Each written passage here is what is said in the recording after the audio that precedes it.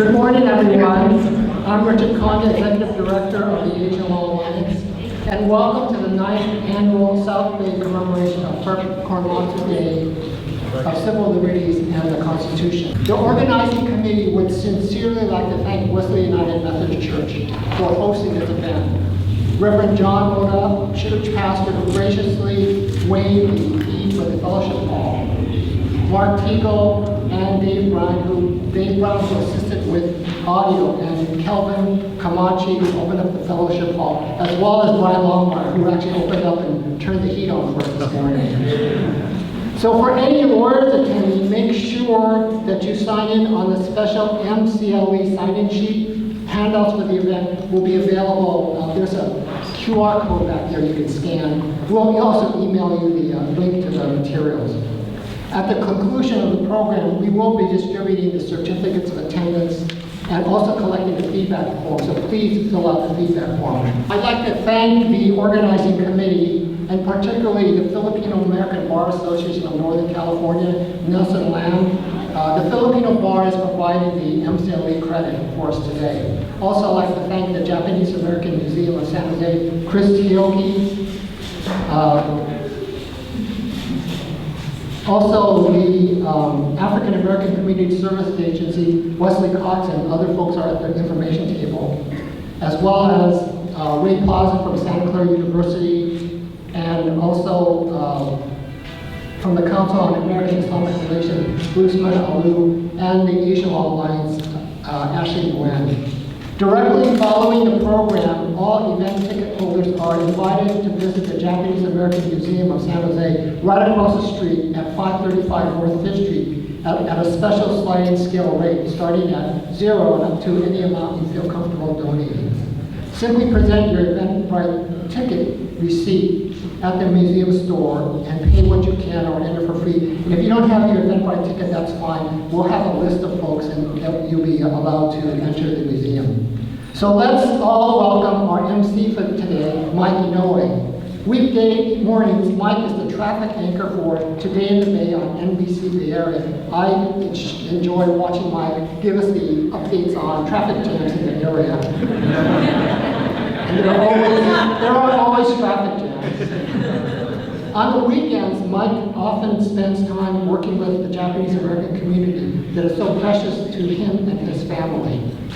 On special occasions, when he can stay up not late enough, he still likes to hit the stage doing improvisational comedy with Comedy Sports San Jose. But this morning, he told me that he is awake to do this event. We are really honored to have Mike Inouye MC our program. Let's welcome Mike.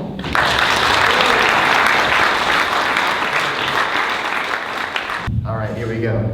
Thank you for being here, folks, especially as Richard pointed out again and again, and some of you are too painfully aware, this is before noon on a Saturday. So I left the house before my daughter got up. That's a tradition for a high schooler. To be here today, it is my honor to be a part of this, to recognize the reasons why we know Fred Korematsu. And for those who are unfamiliar, we'll talk about that in a second. But I do want to thank you for being here at Wesley. I want to thank Wesley United Methodist Church for being here as well. I told folks a while back when we were at another event, I saw this flag, this rainbow flag appeared on the front of the building some time ago. And I had mentioned to folks, it's one thing for an organization to say that they support people. It's another thing to show it by their actions. But to advertise that truly does take an act of faith, that people are going to respect that and they're going to welcome that, both inside and outside the building. And so again, Wesley United Methodist never ceases to impress me with the amount of community service they do in so many ways, in words, but also in deeds. Please give them a welcome.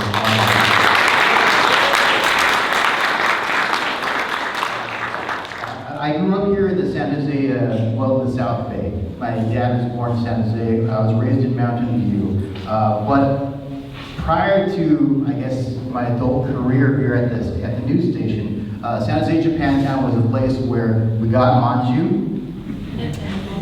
There was a Foster's Freeze next to Happy House. And I knew both of those because my grandparents had a dry cleaner. right next to Foster Freeze. For those who are old enough, you might remember personalized cleaners. As an adult, another realization was the fact that that was half of the building. The other half of the building was a fish shop. Yeah. As an adult, you think about that. Why would you have a dry cleaner connected to a fish shop? You're not wrong. Okay, good fences, good neighbors, good walls, and good air ventilation, I guess. But it's just a way that we can talk about how things that don't always click together do actually tie together, and sometimes they depend on one another. And that's another one of those things that I hope that we're going to sort of realize today as a result of this. As we mentioned, today's recognition of Fred Korematsu Day of Civil Liberties and the Constitution. So we'll give a little history for those who don't know, and for those who do know, I hope this is accurate. To your knowledge, let's discuss things that you've heard and feel things differently as well. That's what today's about. In 1988, when Fred Korematsu was awarded the Presidential Medal of Honor, I see some faces. Let me call upon this list first. I want to welcome the VIPs as they arrive, and I saw Cindy. Cindy, you're here. So, ladies and gentlemen, Santa Clara County Board of Supervisors Cindy Chavez is here.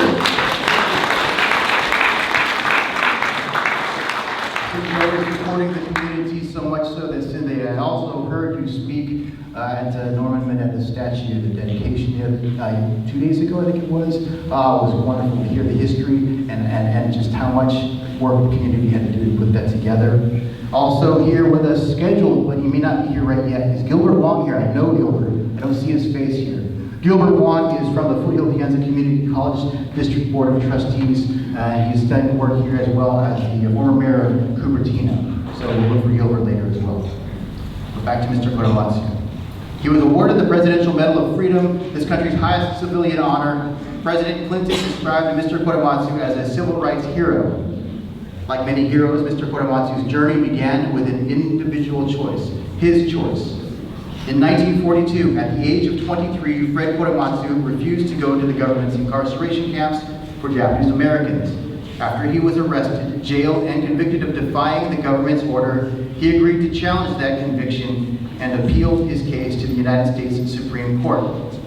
In 1944, the Supreme Court ruled against him, finding that the incarceration was justified due to military necessity.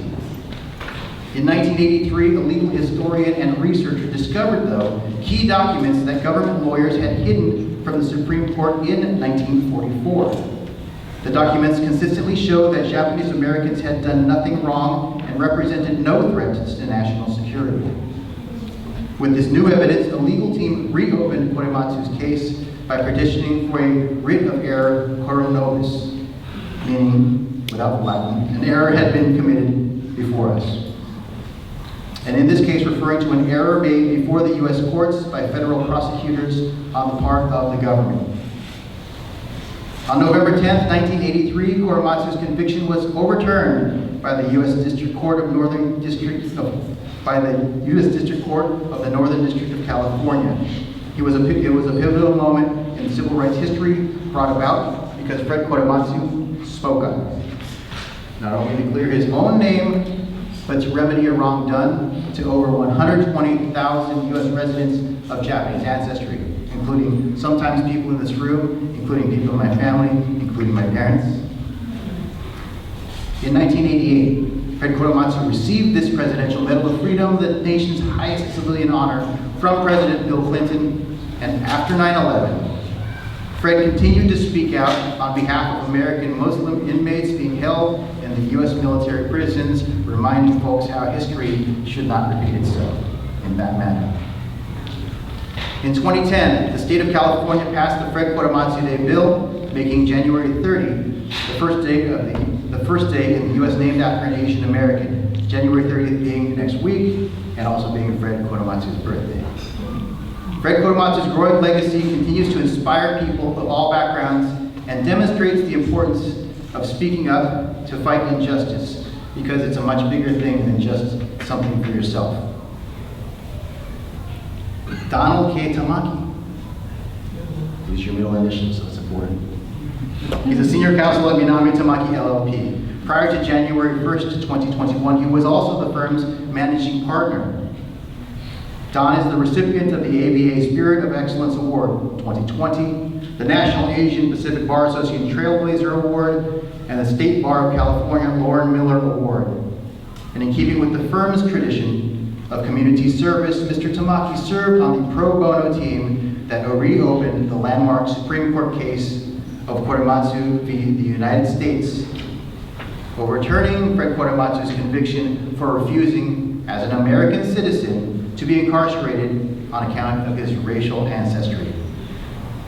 On May 7, 2021, California Governor Gavin Newsom appointed Mr. Tamaki to serve on the task force to study and develop reparation proposals for African Americans.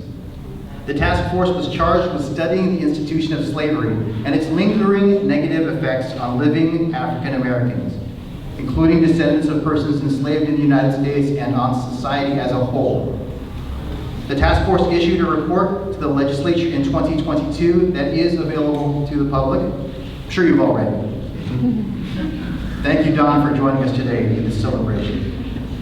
Don will be speaking today, in case you haven't read it, about his work with Fred Korematsu, and will also connect the dots from 246 years of enslavement, 90 years of Jim Crow, and decades of anti-black racism that put a target on the backs of not only African Americans, but also other people of color, including Japanese Americans, and why reparations matters to all Americans. This American, I'd like to introduce you as your keynote speaker. Ladies and gentlemen, please give a warm welcome to Donald K. Tamaki. I'm not a fan of traffic, but I am a fan of Mike Inouye. I remember how, Mike, you explained your name to folks who are not Japanese and who might find your last name challenging, Michael Inouye. And he would say, just call me Mikey, no way. Mikey, no way. And I thought, no, Mikey, yes way. And he is so important in reminding how important it is to integrate the newsrooms. And he's been at NBC for years now. And I don't think people realize how early in the morning you have to get up to be part of that newsroom, whether it's 3 or 4 a.m. in the morning or whatever. So really thank you. And thank you all for being here. I feel like I'm among friends. Richard Saito, who I grew up with, Richard Konda, one of the founders of the Asian Law Alliance, along with, I was part of that, and my wife Susie was part of the original founders of the ALA, and many other people here. Really appreciate you being here. Of course, I want to talk about Fred Korematsu, but I also want to connect the dots about why his case is so important today, regrettably so, and not just simply an ancient sort of curiosity that happened in our American history.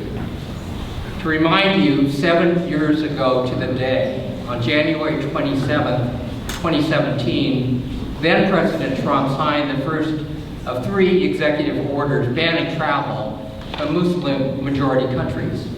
Travelers having nothing to do with terrorism were literally caught mid-air. U.S. residents were stranded abroad, some separated from their families for years. Thousands of validly issued visas were canceled, and people holding them were prevented from boarding planes or denied entry on arrival, including refugees running for their lives from terrorism, who had already undergone a stringent 18-month vetting process. Chaos reigned at the airports. The government claimed that the ban was necessary for national security, but opponents said this was the bigoted Muslim ban that Trump, the candidate, had promised on just about every whistle stop on the campaign trail. Fast forward to January 6, 2021. The Capitol was defiled, 5 people died, 25,000 troops were deployed to protect the peaceful transfer of power, and state houses across the country were hardened against attack.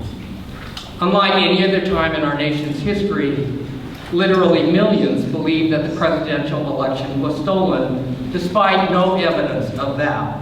147 House members pandered to this fantasy by voting to overturn the election, with the executive and legislative branches bending to the will of a demagogue.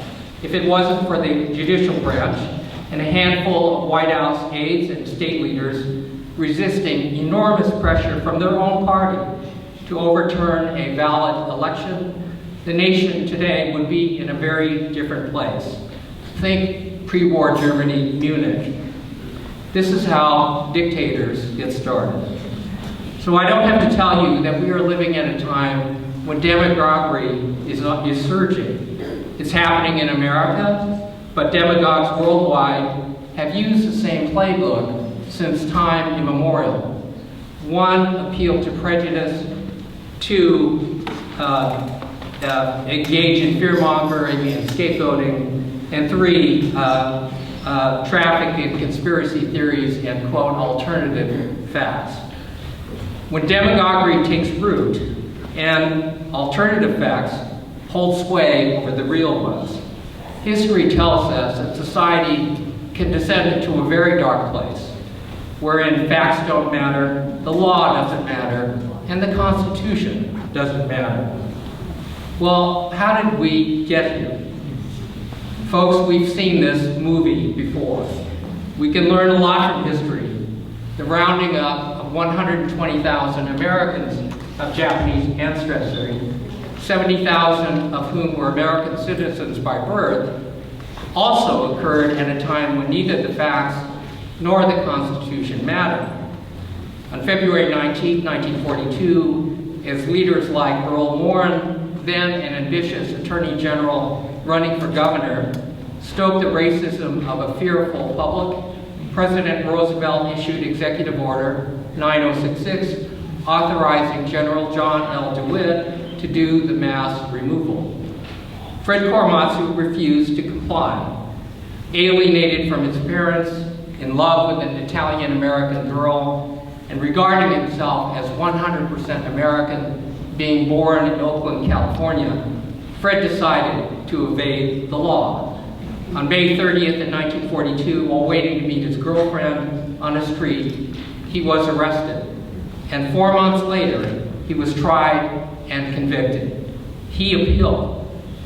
In defending against Fred's legal challenge, the Army claimed that Japanese Americans were spies and saboteurs, despite the fact that for the entire duration of the war, not a single Japanese American was ever charged with espionage, let alone tried and convicted of it.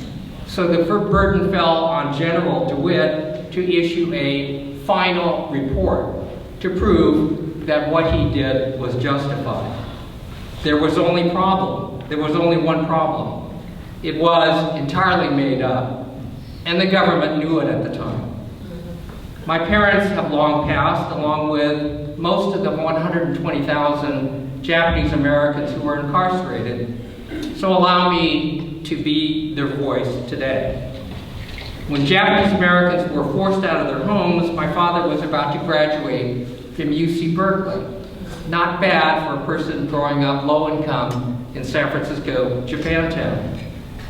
But because he had been taken away, Berkeley scrolled up his diploma in a mailing tube and addressed it to, quote, Tan Foran Assembly Center, Barrack 80, Apartment 5, San Bruno, California.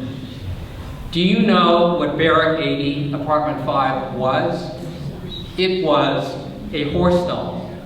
The government surrounded Tan Foran Racetrack in San Bruno, now a shopping center, with barbed wire and machine gun towers, and forced 8,000 Bay Area Japanese Americans at gunpoint into this temporary prison, while 10 concentration camps were being constructed from California to Arkansas. Metaphorically speaking, for my father, the diploma was the promise of America. But the mailing tube, encircling and constraining that promise, addressed to a horse stall reeking of manure, well, that was his reality. As Japanese Americans pondered their fate, Fred Korematsu was convicted, not of espionage, but for the crime of merely being Japanese American. 2 years later, 1944, his case landed before the Supreme Court.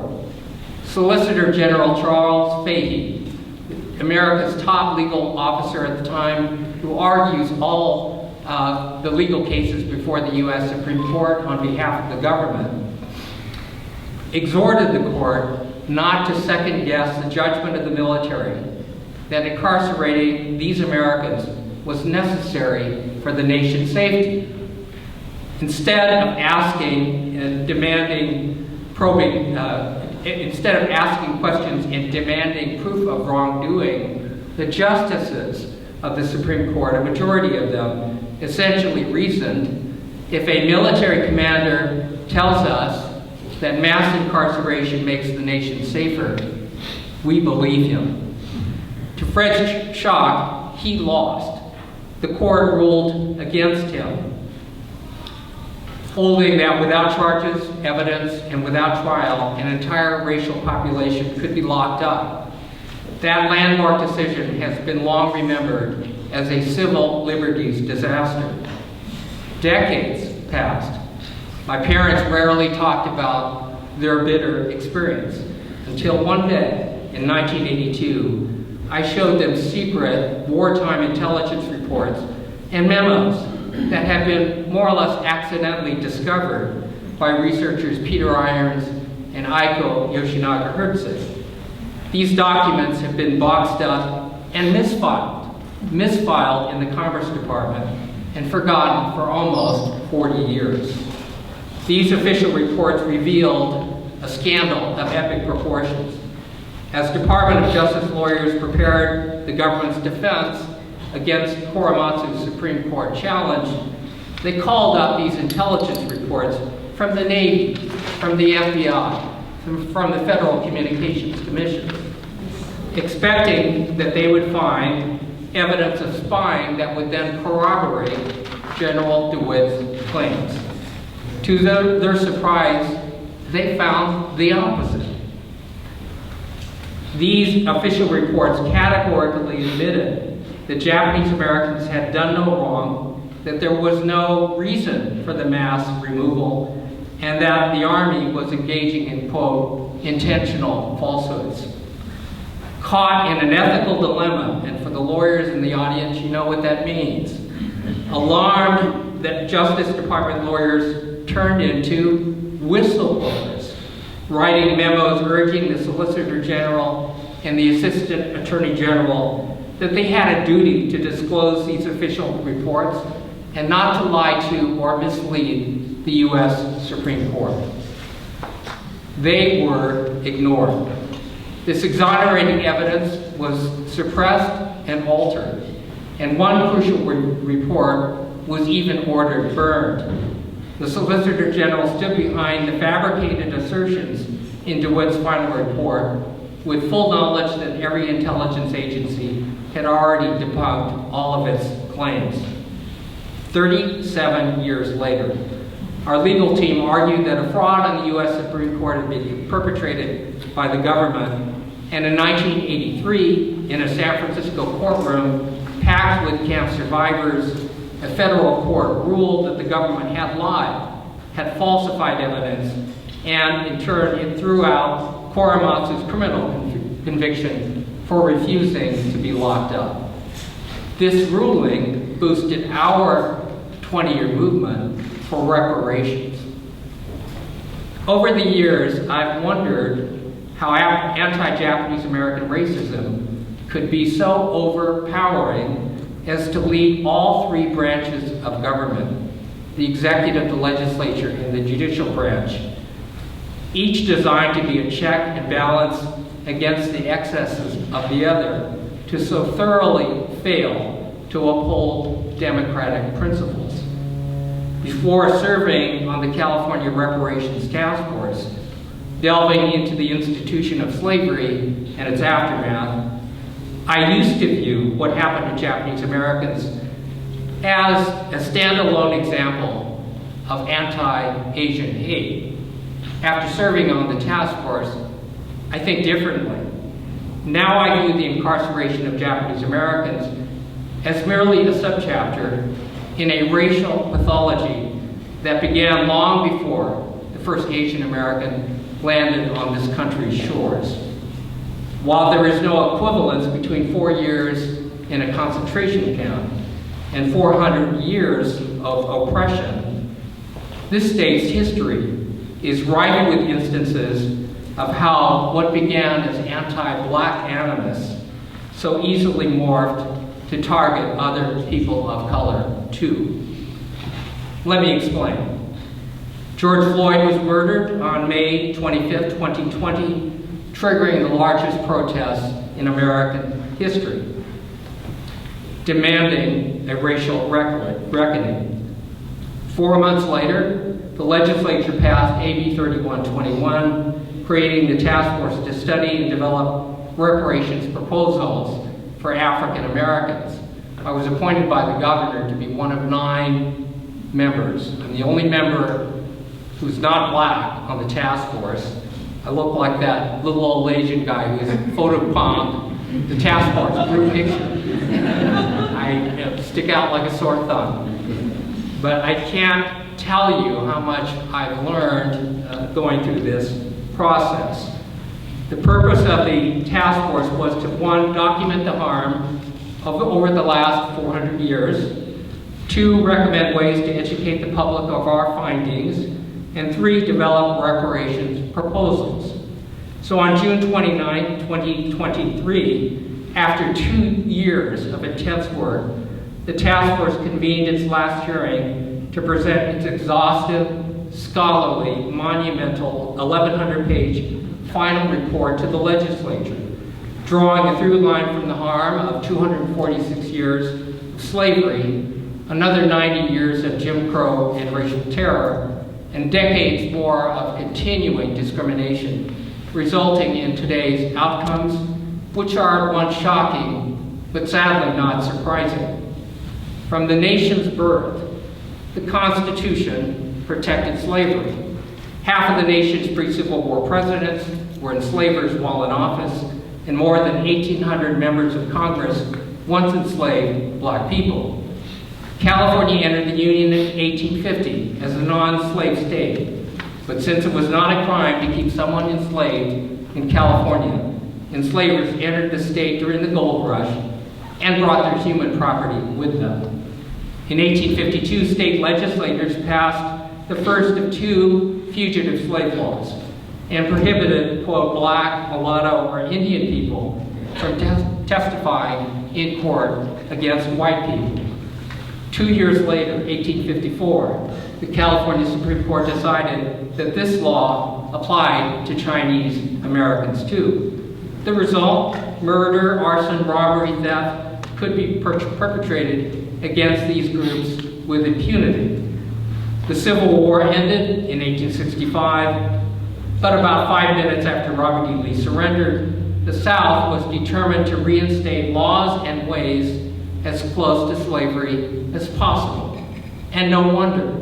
For 246 years, one of the largest and most profitable enslaved labor economies in the world had operated. By 1867, California Democrats rose to power by promising white voters that they would oppose any laws that were making black, native, or Chinese people equal to whites.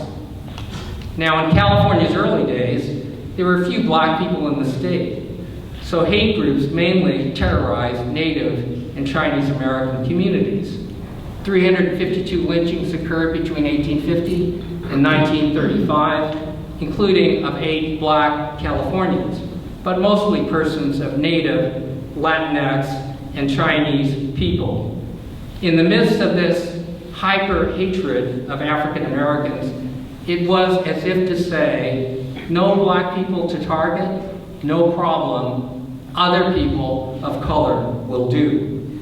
So by 1882, Congress passed the first travel ban, the Chinese Exclusion Act. Into this ultra-racist era, Japanese immigrants came to California. A slew of anti-Asian legislation followed, including California's infamous alien land laws prohibiting Japanese immigrants from owning most kinds of real property. By the 1920s, white supremacist groups flourished in the West, with sizable Ku Klux Klan chapters in San Francisco, in Oakland, Los Angeles, Anaheim, Riverside, Fresno, and San Jose. By the 1920s, these groups operated freely, openly, and popularly. So in 1942, when Bay Area Japanese Americans were herded into the horse stalls at Tanforan racetracks, they didn't miss the irony that the racetracks, restrooms, and drinking fountains were segregated by signs reading white and colored, indicative of how deeply Jim Crow had infected California and how anti-black policies so easily shifted to make the incarceration of Japanese Americans so normal as to be beyond question. But while that racial animus against Asian Americans ebbed and flowed, the targeting of black people remained constant.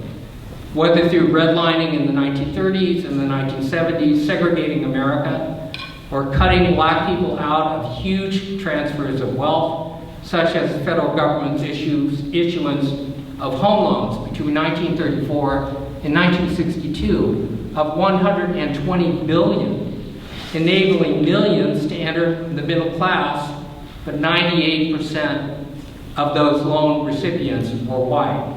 Or by the 1940s, 80% of the homes in Los Angeles had deed restrictions barring black families, or the practice of zoning black neighborhoods as, quote, industrial, regardless of the residential character, thereby enabling polluting industries to locate there, lowering African American property values while enhancing the value of white neighborhoods, or the construction of freeways, subways, commercial and upscale residential developments, stadiums and parks, which vastly increased the productivity and wealth for entire regions, but were mainly routed through black neighborhoods.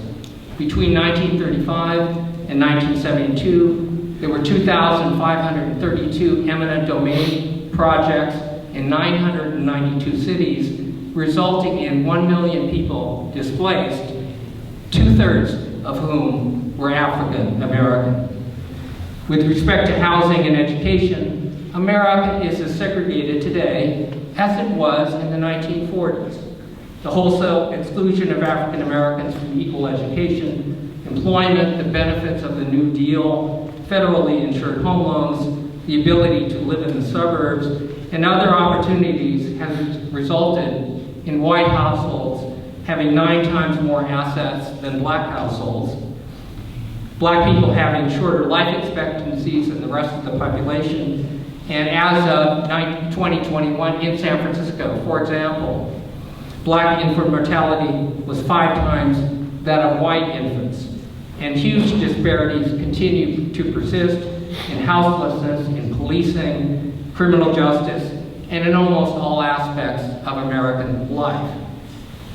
Today, you don't have to convince Japanese American groups to support reparations for African Americans. Why? Let me answer that by juxtaposing 2 seemingly unrelated historical events. In 1943, 63-year-old James Wakasa was confined at Topaz concentration camp along with Fred Korematsu, my mother and father, and about 10,000 other Americans. One evening, Wakasa took a stroll along the camp's barbed wire fence line. From 300 yards away, a sentry atop a guard tower took aim and fired, the bullet striking Wakasa in the chest and killing him. No inquest was held, and the guard was exonerated after claiming Wakasa was trying to escape. 2 years later, 1945, O'Day Short, his wife Helen, 7-year-old Carol Ann, and 9-year-old Barry moved into the house they built in Fontana, California. Sheriffs warned Short they should go back to their black neighborhood. His real estate agent advised, "Vigilantes had a meeting here last night, And if I were you, I'd get my family out of here. 2 weeks later, an explosion engulfed the house. Neighbors saw Helen try to beat back the flames, consuming her children. All family members died.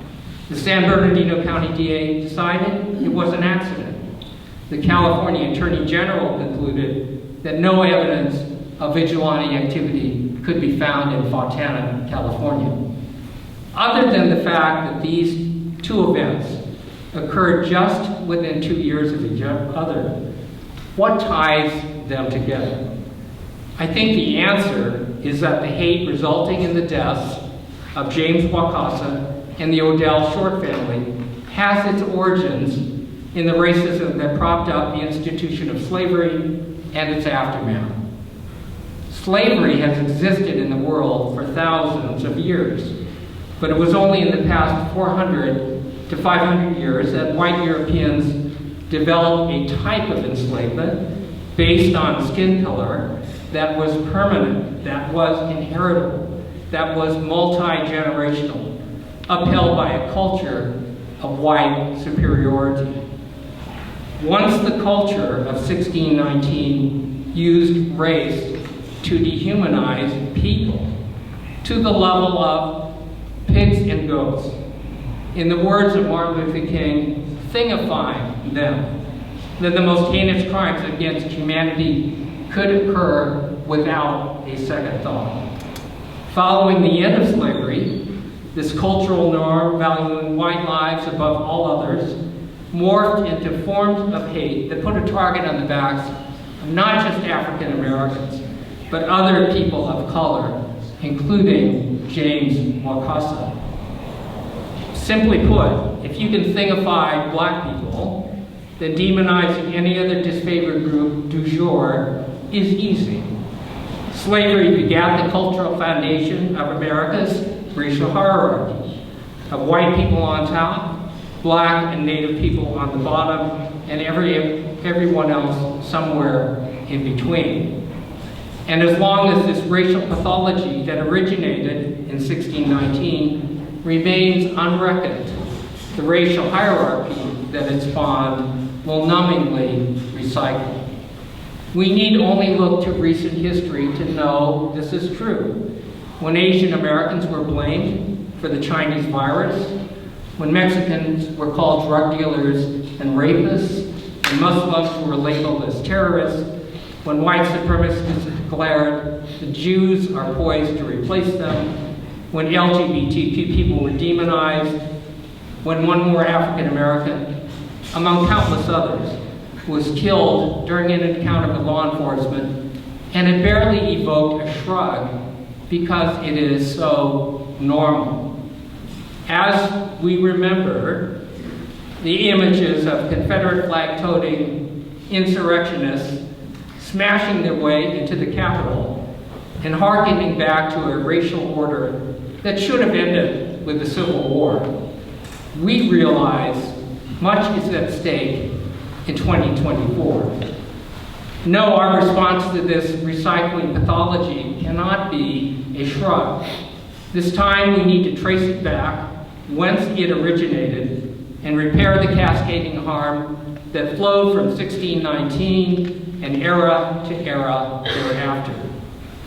For Americans who are not black, but from time to time have found themselves in the crosshairs, people of color, religious minorities, women, immigrants, the disabled, LGBTQ folks, we understand we owe a debt. The Black Civil Rights Movement, at an enormous sacrifice to those who led it, broke through the doors of exclusion, and everybody else walked through them. We pay this debt back by teaching America that each time the country has owned up to its wrongs, repaired them, and become more inclusive and more faithful to its ideals, it has become stronger, better, a more perfect union.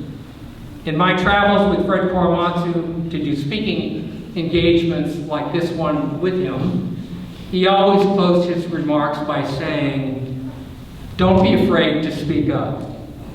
So let's not be afraid to speak up. Let's speak up. Our voices are more important now than ever. I thank you.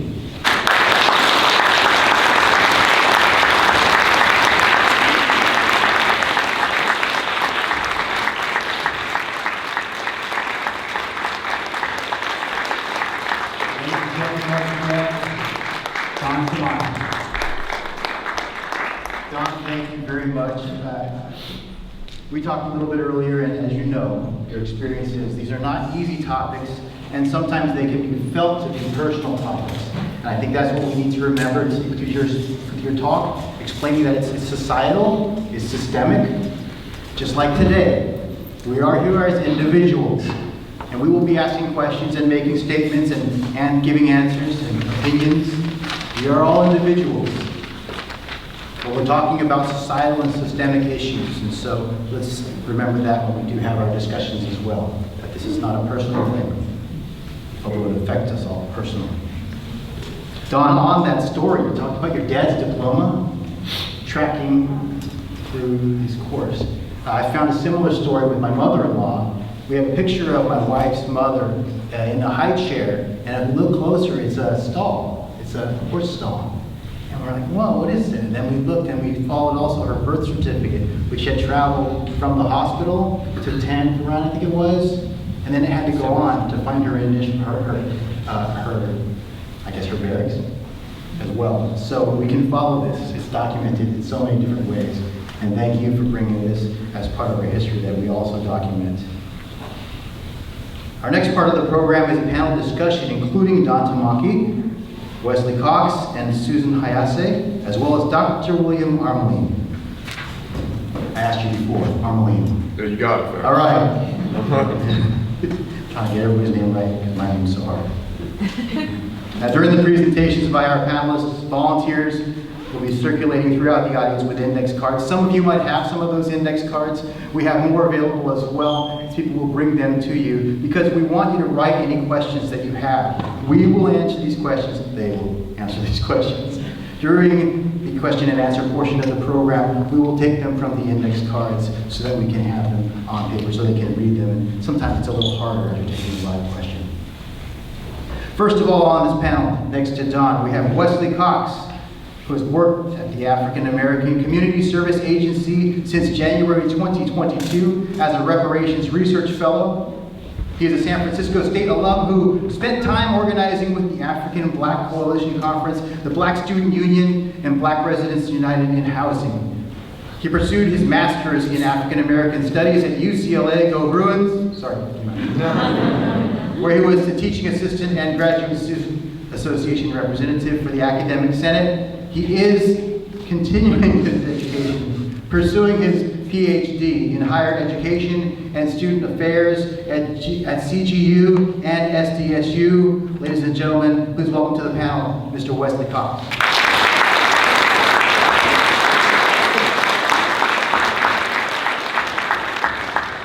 Next on our panel, we have Susan Hayase, a longtime activist in the San Jose area, Japanese American community, and was a part of the grassroots movement for Japanese American redress, working in the Nihon Machi Outreach Committee and the National Coalition for Redress and Reparations. Susan was appointed in 1995 to the Civil Liberties Public Education Fund Board by President Clinton and served as its vice chair. Susan has worked on projects for the Japanese American Museum of San Jose, including the #Don'tExcludeUs series, exploring parallels between Japanese American incarceration and other historic oppression, including the Mexican repatriation, the Chinese Exclusion Act, and the Muslim ban. Susan is one of the founders of San Jose Nikkei Resistors, a grassroots, multi-generational community organization whose founding mission was to unite and mobilize the Japanese American community to oppose Trump's attacks on immigrants and asylum seekers, and has expanded to include issues of public safety and accountability, support for reparations for slavery, the sustainability of San Jose Japantown, and her roles continue to expand. Susan's energy, I guess, continues to grow as well. Ladies and gentlemen, Susan Hayase.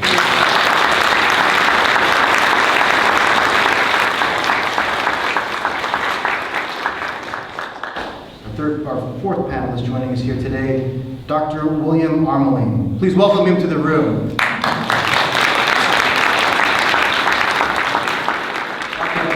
Here. I know everybody's schedules are tight today, but Dr. Aramaline is the founder of the Human Rights Minor Program, director of the Human Rights Collaborative Emerging Research Policy Institute, an associate professor in the Department of Sociology and Interdisciplinary Social Sciences at San Jose State University. Go Spartans. His formal training and professional experience spans sociology, education, and human rights. Dr. Aramaline's interests, applied work, and scholarly publications address social problems as they relate to political economy, environmental sustainability, racism and anti-racist action, critical pedagogy and transformative education, inequality and youth, mass incarceration, and drug policy reform. Dr. Aramaline and the Emergent Institute will continue their work in the areas of drug policy reform, housing and homelessness, immigrant rights, and democratic eco-socialism. Ladies and gentlemen, please welcome again to the panel, Dr. William Aramaline.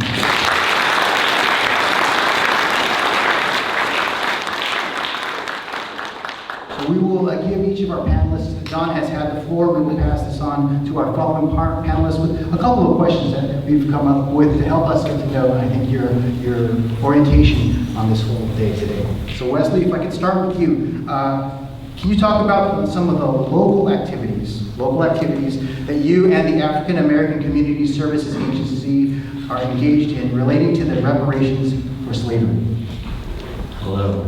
Okay, y'all can hear me. Hi everyone. It's really kind of wild to be here. I don't think I've had to do like a panel in person since the pandemic, so bear with me. But I'm remote, so I don't know if everyone knows this, but I'm based in LA. I am a remote reparations research fellow, and then I show up for stuff like this. So most of the events that we've done or community organizing we've done has been pretty much from a distance. Some of it has been meeting with elected officials, talking to them about reparations, asking them what they think about it, which can be tricky, right? We're in an election cycle. We know that's coming up. I won't go down that like rabbit hole right now, but I kind of want to, but I won't, I'll wait.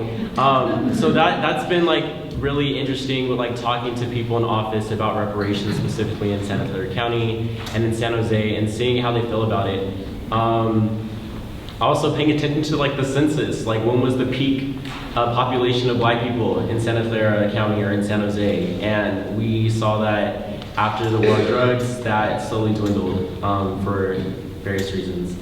What else have we done? We have crafted a reparations research report that has been crafted, that was crafted in August. We still need to edit it, and we're trying to work with the San Jose Public Libraries to actually get archives on black people in San Jose. You can't really just like Google, you know, like, ooh, black people San Jose and find like a bunch of stuff online. It's gonna take some more research, some more rigorous research to happen. You know, it's not as easy as like Googling that for like Atlanta or Los Angeles. It's a little different. And we also have the Reparations Advisory and Action Coalition, which Ms. Susan here is a part of, and we appreciate her so much. And so that is really coming from an educational standpoint, letting people know what's happening nationally, locally, in the state. We followed the California State Reparations Task Force from January 2022, when I was hired, until they sunsetted in June. And so it's just been really interesting to like talk to people and community members. And something that needs to be like said is that we are, you know, we're not a government organization. So sometimes we'll have the RAC meetings, we call RAC for short, and then people will come and they think that we're like an official government-backed like task force. I'm like, this isn't good enough, we need more, where's the money? And I'm like, I don't have any money for you, I'm so sorry. We're just having conversations here and trying to educate people. So those have been like the really big things. We've also been really fortunate to have some amazing panelists to work with Dr. Shirley Weber, who is our current Secretary of State, and also do like meet the candidate panels where we'll ask them like, hey, what do you think about reparations? So anyway, you know, maybe a little bit of a hot seat. But the last thing I'll say is I think we're kind of in a weird, ironic place in our politics, right? Like we're seeing people who want justice, but we're also seeing a lot of pushback, a lot of, you know, I don't say conservative candidates, but for lack of better words right now, conservative people who may not want, pro-LGBTQ policy to pass, who may not want reparations to pass, who don't want affordable housing, right? And so I think that we're in a very interesting place. Like, we had a California reparations task force, but then it's like, what's gonna happen, based on the votes? And that's not just specific to California, right? We're seeing this happen across the nation. So I think we have a lot of momentum, in spirit, but I am worried about the aftermath, right? Like, after we do the study, after we have the 1,100 page report, then what? And so we're seeing this happen in places like New York, Fulton County, Georgia. There's many other ones. I can't think of all of them off the top of my head, but we're seeing lots of task forces pop up across the country, and they're doing research. But I think we also need tangible action. I'll leave it there though, and I'll be around to answer questions. But yeah, thank you. All right.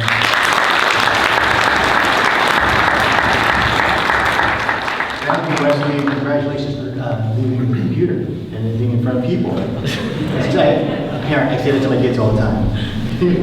Welcome to North County as well. You referenced Ms. Susan right next to you. So Susan, we'd like to talk to you. Can you share with us, if we weren't aware of having worked alongside you, perhaps there's so much more that you have done. So can you share with us, though, the work that you and the San Jose Nikkei resistors have done in support of reparations for African Americans? Sure. Thank you, Mike. I also want to thank the sponsoring organizations, and I especially want to thank Don for his excellent work on the California Task Force, as well as his historical work defending Fred Korematsu. It's so inspiring, and I hope that young people can look at somebody like Don and see a lifelong accomplishments and commitment. How did we get started organizing in support of HR 40 and the work of the California Task Force? So my organization, San Jose Nikkei Resistors, we decided what we could do to increase support for reparations for slavery in the Japanese American community in San Jose and Santa Clara County.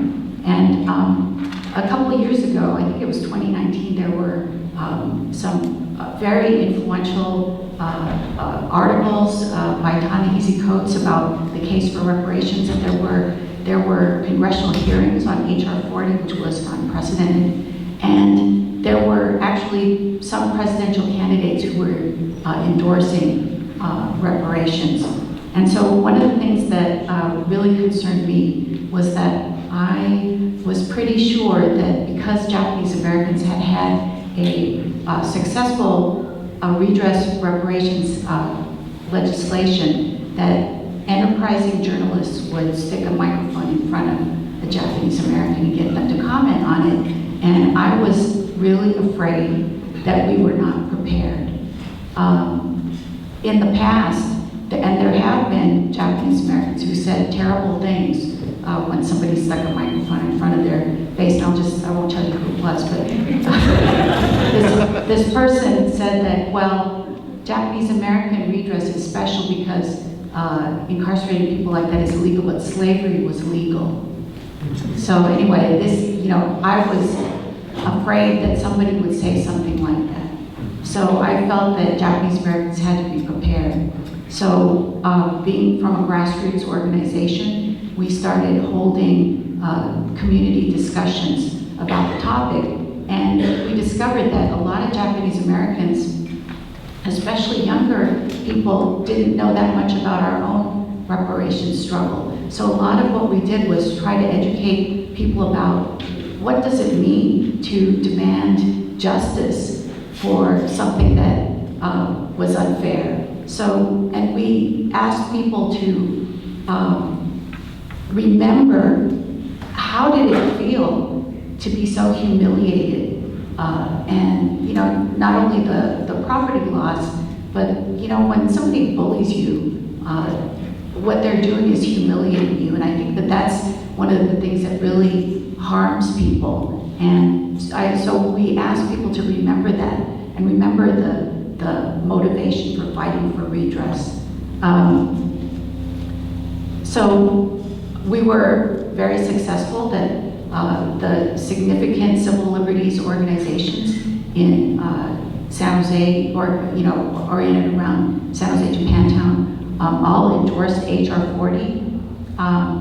And since then, we started doing outreach meetings to explain more about what reparations meant. Right now, we are, as Wesley mentioned, we're a member of the Reparations Advisory and Action Coalition. And after this conversation started, so Japanese Americans, we feel very grateful to have been included in many of the formations and panel discussions that African American reparations leaders were starting to organize. And as a result of this, Japanese American support for HR 40 and the California Task Force and reparations in general has expanded to LA and San Francisco and Chicago and different areas in the country. And there's now a national Nikkei reparations coalition that's formed. But how did we get here? And, I just want to mention that, in the 60s and 70s, when I was a young person, things appeared to be pretty frozen solid. Fred Korematsu was not considered to be a hero in the 60s and 70s. He was thought to be kind of a misfit. There was still massive confusion by white people as to whether Japanese Americans were Americans or not. And we were portrayed by the media, and we were lauded for being not bitter about the concentration camps. And it was considered a compliment to appear to be impervious and cheerful even in the face of oppression. And so there seemed to be no recourse. Things were very frozen. And most of our institutions, journalism, universities, were predominantly white. And the knowledge of concentration camps was pretty much erased. I was in 3rd grade and I went to my teacher after school because I just understood what the concentration camps were. And I wanted to tell my teacher, and I told her, and she was erasing the board. She didn't even stop erasing, but she told me that didn't happen. And so, being gaslit by a teacher was pretty formative for me. But there was an undercurrent, even though the surface was frozen. There was water flowing underneath the ice. Suto Ushige, Rudy Tokiwa, Mitsuko Shiyama, Clinton Butsuda, these are San Jose connected people who were former incarcerees who had part of the 125,000 stories of what had happened in the concentration camps. And they were keeping the fire burning. Some of them were speaking to high school history classes. There was Ed Kitazumi, who anytime he got the microphone would demand that the Japanese American Citizens League pursue redress. Another significant foreshadowing was Japanese Americans pursuing a campaign from 1967 to 1971, which was the repeal of Title II of the Emergency Detention Act. This legislation enabled future concentration camps, and it was pretty clear that this was aimed at civil rights protesters and black people. And this was successfully repealed in 1971. But what unfroze Japanese Americans? What it was the redress movement. Japanese Americans demanding justice and demanding redress was in defiance of all the stereotypes of being a model minority.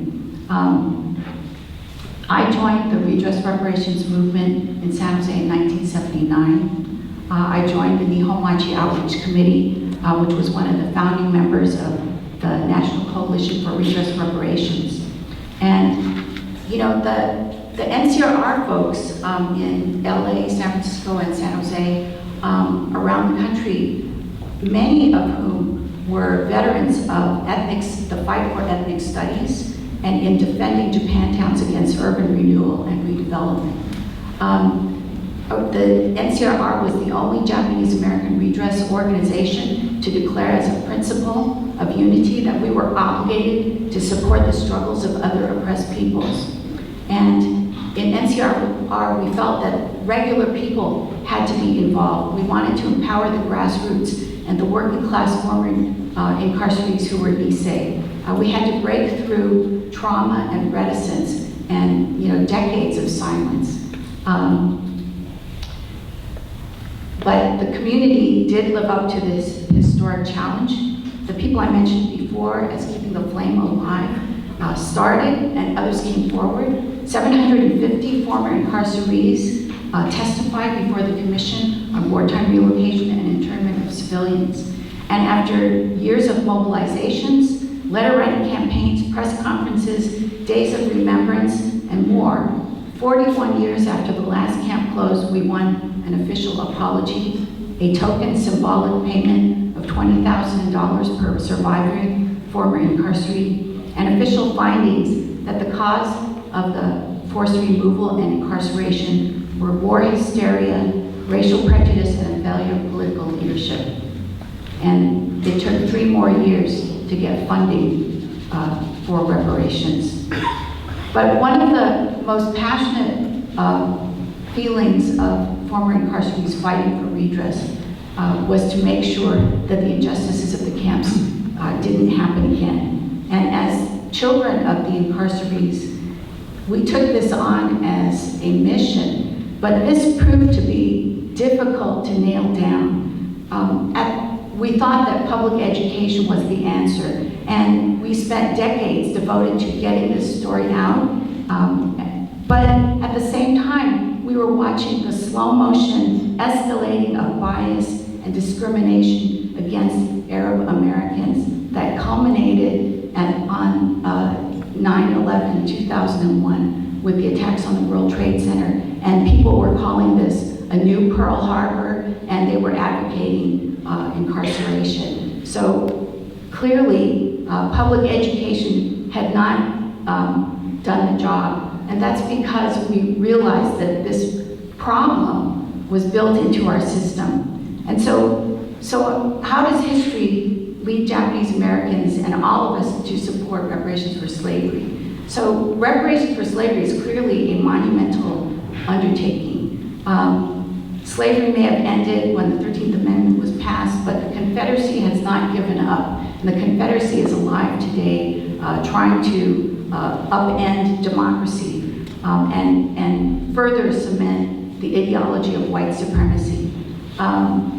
They gave reparations to some of the slaveholders, but they destroyed the Reconstruction and the chance in that moment to give reparations to the formerly enslaved. They allowed white supremacy to continue to exist in all of our institutions. The Electoral College is a legacy of slavery. Police with canines is a legacy of slavery. Unequal health care, unequal education. And I want to emphasize what Don had said, that in 1942, all these systems failed Japanese Americans. And only 10 years prior to 1942, the Mexican repatriation had been carried out, where people who were Mexican American were rounded up and put on trains and sent to Tijuana. And and in 1942, the Chinese Exclusion Act was still on the books. It was still live, and a naturalization was only available to white people. Japanese American redress activists, we knew that we were part of a larger battle. As I mentioned, NCRR felt like we were part of the oppression of other people also. The larger battle that I think we realized that we were part of is to finally build multiracial democracy and make it a reality in this country. So the fight for reparations for slavery is a part of this. And I think that, so it's really important to look at history. It's really important to look at what happened to Fred and what happened to Japanese Americans, what happened during slavery. But I think that there's a tendency to feel like we're standing on this granite mountain and we're looking into the abyss of all these bad things that happened in the past. But, you know, we also know from Buddhism that this feeling that we're standing on solid ground, it's just an illusion, and that things are actually shifting beneath our feet. We're not separate from history. We're in it. We're making history right now, and whatever we do or don't do is part of history. We're in an age of what I'm calling reparatory justice, when Confederate flags and statues are coming down, and middle schools named for the genocidal Peter Burnett are renamed, and there's more, and we have to decide how we're going to contribute to that. So reparatory justice doesn't just look into the past. In order to make it real, we have to look into the future, and we have to fire up our imaginations to what a just society and multiracial democracy, what is that going to look like? So just lessons that I hope people take to heart. We have to learn history. We have to understand it may not be complete as written. We have to try to understand what's true now and not just what's true, you know, what our parents told us 40 years ago or 30 years ago or 20 years ago. What's true right now and what's coming into being now. And I also want to urge everybody to join an organization, because we have to help each other have this imagination for moving into the future. And we have to support each other, and we have to continue to make this commitment. Thank you.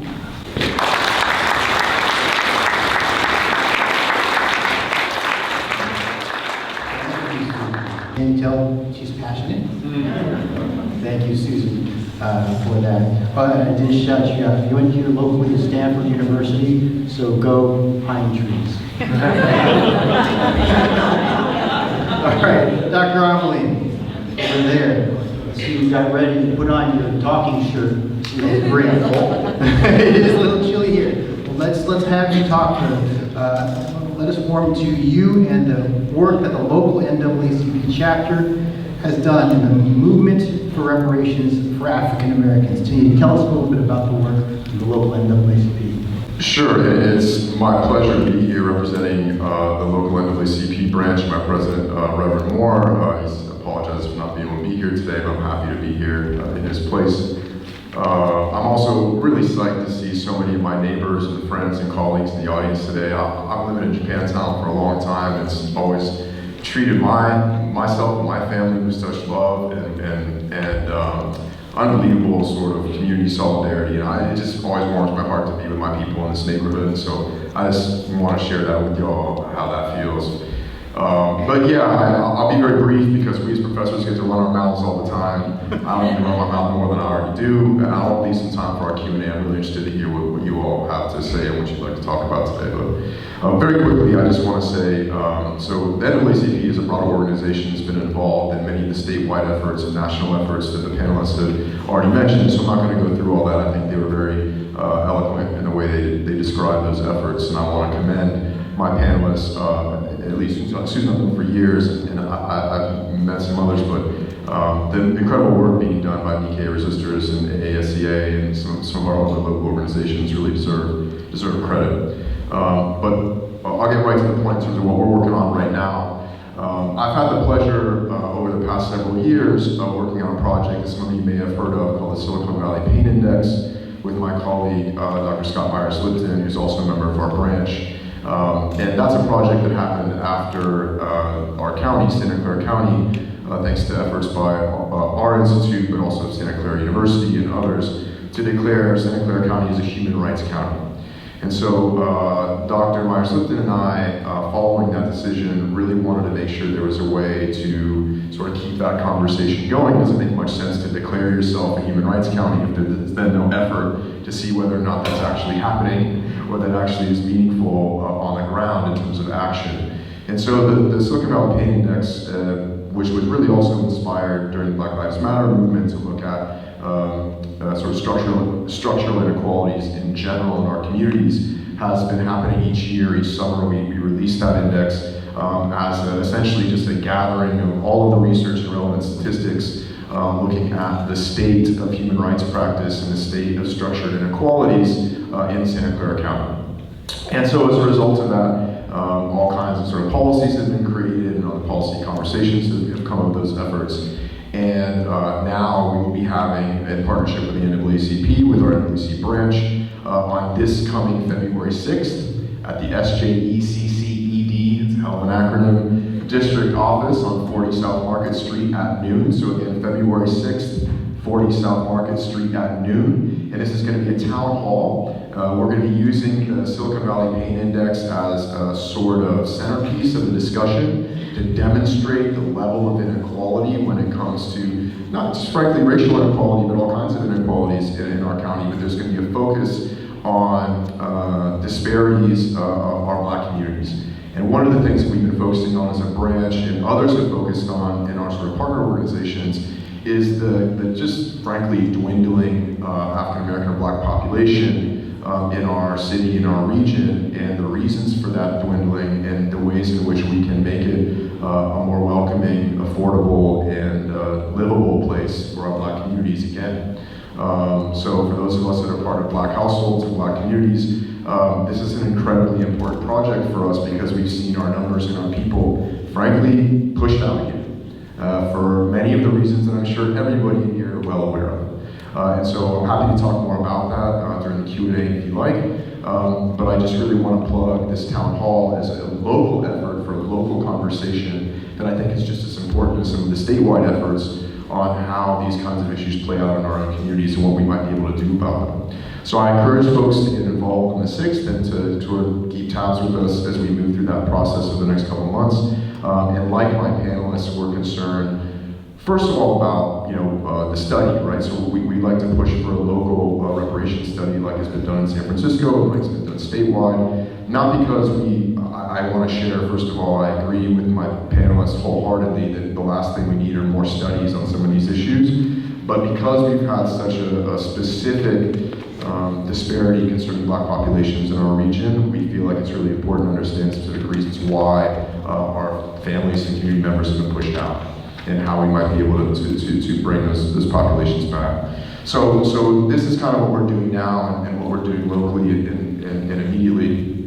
I did, however, if you'll allow me, I did say I wouldn't run my mouth long, but I do want to say a little bit about the civil rights hero, Fred Korematsu, his case, and how it continues to have relevance in some ways other than what's been discussed on the panel. So other than sort of these issues of just sheer racism and the experience of African Americans, I think there's a much broader issue here that has to do with the construction of national security in the United States. So when, and I'll be very brief, when Korematsu argued his case, when the case was argued at the Supreme Court, the case was argued on the basis of the Fifth Amendment rights of Fred Korematsu. However, the dissenting opinion of Justice Jackson in that case really, I think, brought forward the bigger constitutional conflict, which was between the treatment, the internment of Japanese Americans and their 14th Amendment rights, which is no coincidence. The 14th Amendment comes out of Black Reconstruction, one of the many amendments that comes out of that revolutionary period in our country. And Justice Jackson basically said, hey, this is a complete affront to the 14th Amendment, right? And this is, at this point, been around for almost a century. So I think that continues to be one of the key areas of conflict in our country, particularly when we start making decisions around national security. And the conflict has to do with that of constitutional and human rights of citizens and migrant populations in light of what are often constructed as efforts in pursuit of those national security interests. Such conflicts are readily apparent in U.S. border policy, increasingly militarized and hardened in the face of growing migration crisis all over the world. And this migration crisis, by the way, is also one of the topics in my upcoming book, is only going to get worse. And it's going to get worse globally for sort of overlapping reasons. That of war and security and the impacts of climate change, and those things kind of overlap. It plays out in who we allow into this country, whether as a form of economic immigration or those seeking asylum under international law. Think, for example, about the differential treatment between those seeking asylum from the war in Ukraine and those seeking asylum from the ongoing catastrophes making life next to impossible in Haiti. In fact, I challenge you to even find a single news story in mainstream on what's going on in Haiti at all. Right in our backyard, right? So I think that speaks volumes, but even more, I think the historical case of Japanese internment reveals something much more fundamental to the nature of war. War requires convincing one population of everyday working people of the danger and inhumanity of another population of everyday working people, such that they can be marked as enemies for annihilation. War is about convincing one group of public who generally have the same kinds of goals and wishes and dreams that another public who have often, according to studies that we actually know, have the exact same goals, hopes, dreams, conditions, and to tell them this is your enemy and you can and should annihilate them. This often involves racism or xenophobia that construct one's enemy as immutably dangerous and not worthy of humanitarian concern. In a, quote, nation of immigrants, such claims can get messy. And we should not be surprised to see a variety of connections between the racialization of foreign enemies and the treatment of racialized or other populations at home. This has absolutely been the case for Muslim American populations in the US, as my panelists described earlier, since 9/11 terror attacks of 2001. And in fact, both the geopolitical, i.e. imperial, and economic, i.e. capitalism, drivers of war require the construction of what we might call expropriable populations. While an everyday worker under capitalism is subject to labor exploitation, right, robbing you of the extent of profit you create for your employer. Those who are racialized, colonized, and so forth are often violently subjected to straight confiscation, theft, and the denial of any meaningful rights protections under the state, including that to rights to life itself. For instance, Palestinians have been subject to expropriation by the Israeli state, the broader global police state to which the US military is absolutely central. This is all done through the deployment of ethno-nationalism or apartheid in Israel, and the construction of all Palestinians as subhuman, quote, like animals, and inherently dangerous or uncivilized. Very similar discourse was used to criminalize newly freed black populations in the Great Betrayal following the brief period of Civil War Reconstruction, and to justify any number of colonial regimes around the world in the 19th and 20th centuries. Racialized and colonized peoples were simultaneously constructed as dangerous and somehow also savage or infantile, in need of Western intervention as a civilizing force. So I'm not saying this to get all nerd on us at this panel or highfalutin, but I guess what I'm trying to say is, like was mentioned before, we tend to talk about these issues as there's these sort of like historical features stuck in time, and we can just sit here and stare back at them. I think that was really eloquent, what was said earlier. But these are absolutely central conflicts, contradictions, and issues that are not only relevant today, but are actually still framing all of our foreign and domestic policies. So I just ask us to sort of think deeply about how those are through lines in history and how we might be able to do more to intervene. Thank you.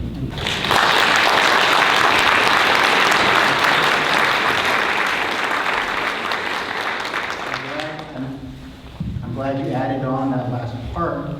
Call you doctor, you hadn't heard it. All right, ladies and gentlemen, we would like to turn to the audience. This is the point at which we are going to start collecting some of those index cards, and we encourage you to write more questions on these index cards as we go along. We're going to pull Don back in. We've heard from our three other panelists as well, and we were going to encourage a discussion, conversation. Not everybody has answers to these questions, but it can actually be another form of discourse. It's simply Socratic type, right? Answering a question with a question and making us think about things. So if you could have those index cards, raise your hands if you need any more. We're going to turn, I have a question that was handed to me already by some smart people. So it'll be a good question. We talked about the crossover between different groups, how this is in the system. It's systemic, right? From history, the entire history of our country. And so nothing is really isolated, although we can make it seem that way, or we can make it that way out of need. For example, when we're talking about war.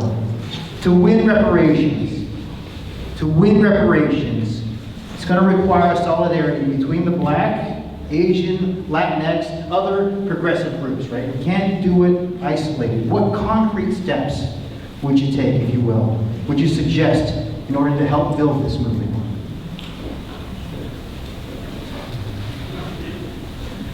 Get your hands out, right? Okay. We're having a discussion, so thank you. So, the really important thing that has always been important for the progressive sector of the Japanese American community is that one of our primary and constant tasks is to fight the model minority strategy. So when we say that the ideology of white supremacy is systemic, coupled along with that is one of the most powerful weapons in defense of white supremacy, which is the model minority strategy. So the model minority strategy, you can see that whenever you read an article about reparations, look at the comments. Everybody says they don't look at the comments. You should look at the comments. People asserting with confidence that Black people and Asian people can never have solidarity. People claiming with confidence that Asians naturally hate Black people, or that Black people naturally hate Asian people. This is a strategy. This is a strategy. So I think as a Japanese American, the model minority strategy was built on the backs of Japanese Americans as we exited the concentration camps. And it was to defang Japanese Americans, is to disperse them and to destroy the communities so that they couldn't congregate, and to make people feel so bad that the WRA, the War Relocation Authority, told Japanese Americans that the camps were their own fault because they didn't assimilate well enough, right? So also I just want to say that I grew up most of my life in Fountain Valley, California, which is in Orange County, and the first Japanese American mayor, not of a major city like Birmingham, but was Jim Kano of Fountain Valley. He was a Japanese American farmer, and he was elected mayor in 1957. So the propaganda arm of the United States government, I think it was the U.S. Information Agency or something like that, came to interview him in his farmhouse in 1957 in Fountain Valley because, what else was happening in 1957, if you can think?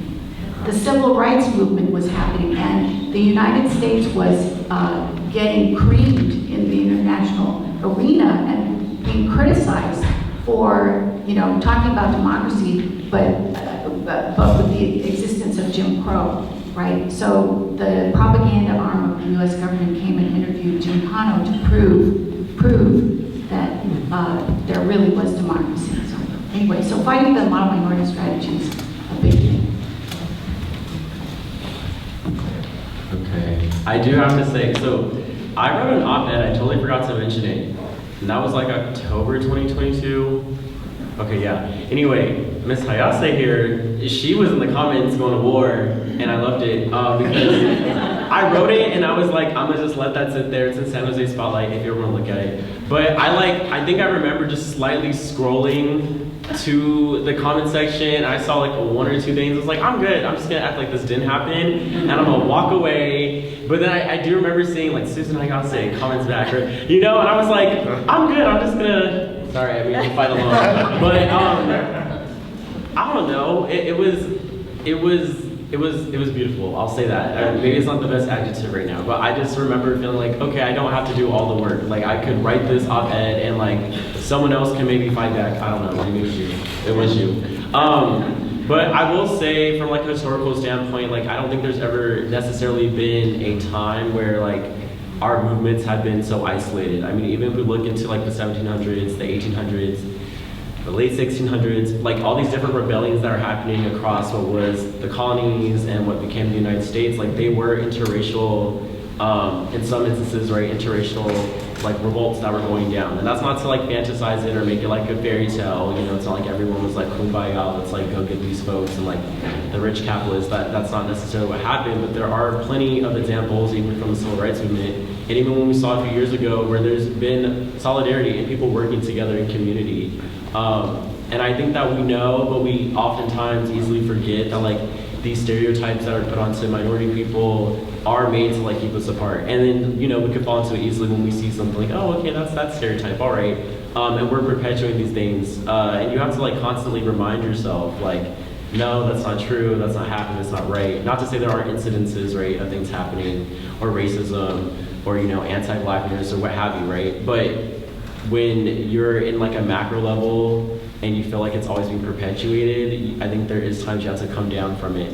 And as Susan said, like, we're standing on the ground, we're not looking at like, oh, the 60s were so horrible. Like, sometimes I'm like, man, maybe if I was alive then I could afford a house, or, sorry, I'm not even going to the house thing, but you know, we're talking about reparations, people are talking about homes and like land and like affording to live, right? Like, you know, we could look back at the civil rights movement and see it as like this horrible time, but I know that like black people owned land at the time too, right?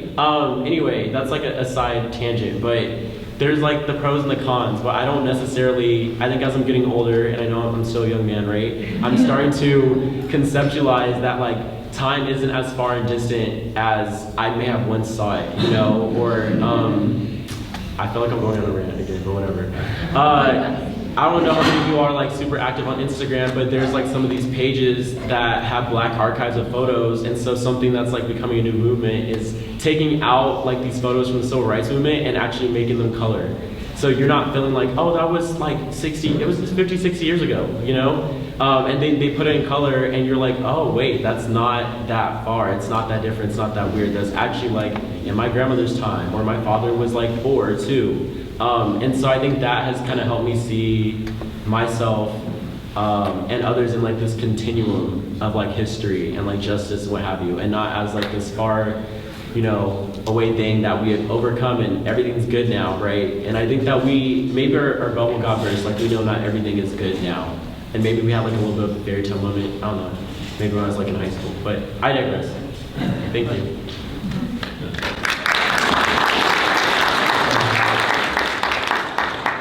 So I'm without a doubt the oldest guy on the stage. So I could tell you, Wesley, it ain't that long ago. You know, just a short note of hope here. This issue of reparations, what is penetrating the mainstream as never before. I mean, it was idea when Japanese Americans brought this issue up that Susan talked about. I mean, it was seen as preposterous, impossible, fringy. And, but slowly, the idea of justice begins to penetrate. And, for example, after the task force ended, a statewide coalition has emerged, black-led, but it's supported by multiracial, multi-denominational groups up and down California that are now pushing this along. And just to give an example of reparations in the mainstream, the LA Times has written 2 editorials, full editorial board saying it's time to look at this. San Francisco Chronicle, San Jose Mercury has had a couple of nice op-ed pieces, Sacramento Bee the same. Fairly conservative institutions like the Los Angeles County Bar Association, one of the largest in the country, has now endorsed reparations. Similarly, San Francisco Bar. I have to talk to the lawyers here to get the Santa Clara County Bar moving on this. Mainstream philanthropy, James Irvine Foundation, San Francisco Foundation, California Wellness, California Endowment, many others are now endorsing reparations. So it is a matter of penetrating the mainstream. And black people are 6% of California's population, 14% of the country. So this obviously, to get anywhere, has to be embraced by everyone across the board. And so it is a matter of getting people to understand that this makes the country stronger. And it goes to the heart of who we think we are as Americans. And of course, it is about a beneficiary class, a harm class that has been left behind, but it's also about American democracy and where it's going. And so I think that the broader issue, that's the trend line to follow. And so there is organizing efforts going on to move the needle of public opinion. Thank you, John.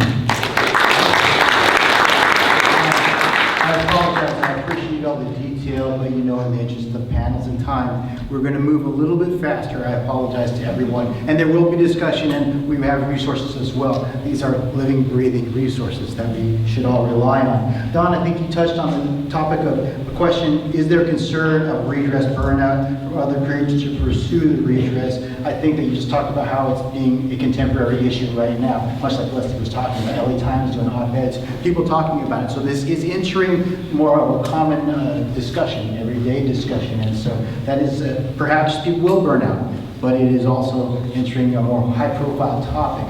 And so that is one aspect of this. It talks about also this question, another part of this question, how does redress on a national level differentiate from local or state level? Because we talked about the San Francisco redress movement, and you talked about the different counties and bar associations. So can we talk about that on a local versus national? Maybe I can say just a few short words. I mean, obviously this should be dealt with on a federal level, obviously. But as Susan talked about, 1988, Japanese American Reparations Bill, Civil Liberties Act of '88 was passed. 1 year later, Congressman Conyers, John Conyers out of Michigan, basically introduces the same bill. And almost 40 years later, it's never gotten to a full floor vote. So from a congressional level, it's almost as if they're saying when it comes to black people, we're not even going to study this issue, let alone do anything about it. So following the murder of Mr. Floyd, local jurisdictions, including California, said we need to dive into this. And California was completely complicit with the institution of slavery and Jim Crow, and it adopted it, and it so plenty of harm. Became a leader in redlining, racial covenants, in urban renewal, all those things that have led to today's outcomes. So every state, every local area has its everybody benefited from separating America out between white and black and everybody else in between. So the strategy now, I think, is localizing it and then hoping it moves westward. New York has passed a similar bill now. Illinois is the other one, and it's being considered in a number of other states, and there are about 30 or 40 counties and cities are now taking this up. But this is how movements get started. So if you look at any social movement that has lasted, whether it is marriage equality or women's rights, it starts out small and then it builds. I do want to say that we need to educate the public that this is not, this is not a check in the mail kind of thing. That is being construed as reparations. It's compensation, definitely part of this, but the state task force presented 115 recommendations for repair, compensation being part of it, but the other part is healthcare, education, housing, policy. So I think part of this is redefining what reparations is. Hey, Don, thank you for bringing that up. Actually, it leads into a couple of the other questions. They are talking about specifics about how will this be doled out. Will there be cash payments? What's recommended? And I think you've talked about that. That's an ongoing discussion, right? So we'll leave that as such, and perhaps you can delve into the committee if you have suggestions or other questions. How would an ideal, feasible dispersal of reparations to the African American community compare to or differ from that of the Japanese American redress? I think that's a similar question, but Don, did you have anything else to add about that, or it's kind of still up in the air? Well, these things are being introduced. Part of it is meeting the arguments against reparations, and there are about 4 or 5 of them. One is it's too late. This happened a long time ago. It's about slavery. It's over. You get over it. Another one is it's too much. We can't afford it. I think the answer to that one, well, the answer to the first one is if the harm stopped after slavery, that would be one thing, but it continued in whatever forms that have today led to these massive disparities. The other one is it's too much. We can't afford it. I think the response is, how can we not afford this? The result of what has happened over the last 300, 400 years is massively expensive. Another argument is, it's not my fault. I was not an enslaver. I didn't participate in discrimination. And the answer is, as we talked about, this is system-wide. It's not individualized, one person having prejudice against another. It's the systems that have churned out this normalcy, which is really an atrocity.